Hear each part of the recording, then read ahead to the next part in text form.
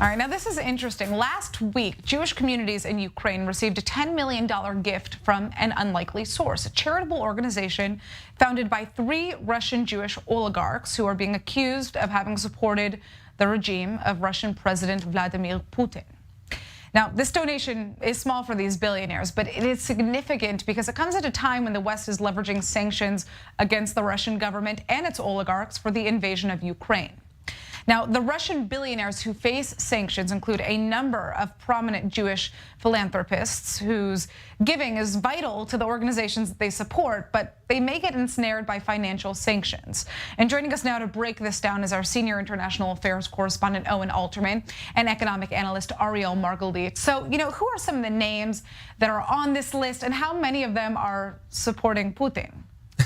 Good question, Natasha. Obviously, the biggest name on the list, Roman Abramovich, the now, shall we say, former or about to be former owner of Chelsea, the Chelsea soccer club in England, but also, as you mentioned, a major donor to causes in Israel and the Jewish world. I believe still the single richest holder of an Israeli passport. He already is an Israeli national. But there are other names on the list. Petr Aven is one of them, another Oleg Deripaska, whose name has popped up in the news in the past as well. Mikhail Fridman and a bunch of others. How close are they to Putin is a subject of dispute. The oligarchs, many of them claim that they are not close to Putin. Those who are researchers of the oligarchs and the phenomena of oligarchs say that they are. So again, an issue that's in dispute, but certainly Western governments, Natasha, that have applied these sanctions, that have named some of these oligarchs in the sanctions, though not yet Roman Abramovich.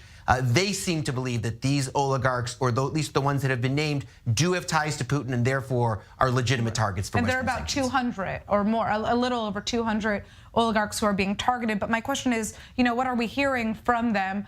Are they really feeling the heat of these sanctions, or is it really, Putin's closest inner circle? We don't hear so much from them as we do of their envoys and of people that they have paid over the years to be their patrons in times of war and crisis. And we can see, for example, Yad Vashem, the Yad Vashem Museum, the Memorial Center for the Holocaust in Jerusalem, standing up for Roman Abramovich just a few days ago, calling on Ambassador Nides from the United States for the US not to impose sanctions on Roman Abramovich because he's the biggest donor to Yad Vashem. Now, that doesn't sound too good to international ears. However, these requests, of course, are coming in from Jewish agencies, politicians, from Israeli people, I am sure, to the American administration and also to European administrations, whether it's in London or in Brussels. Regarding the 3 oligarchs that you just mentioned, they're valued altogether to $21 billion US.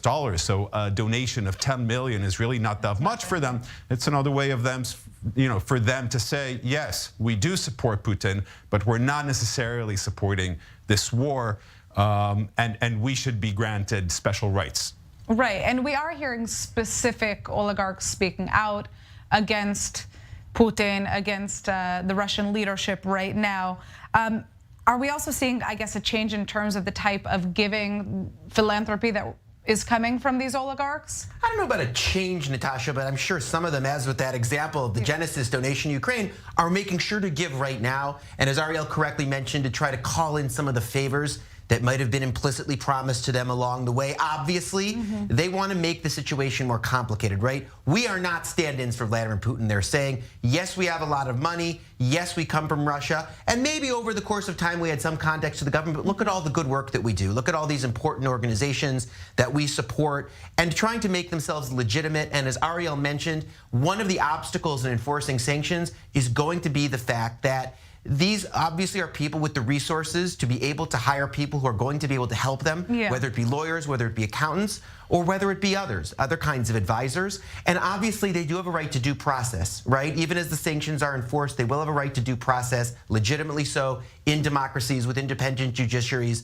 and with the rule of law. So obviously it's easy to proclaim the sanctions. It may prove to be more complicated in practice to implement and enforce them.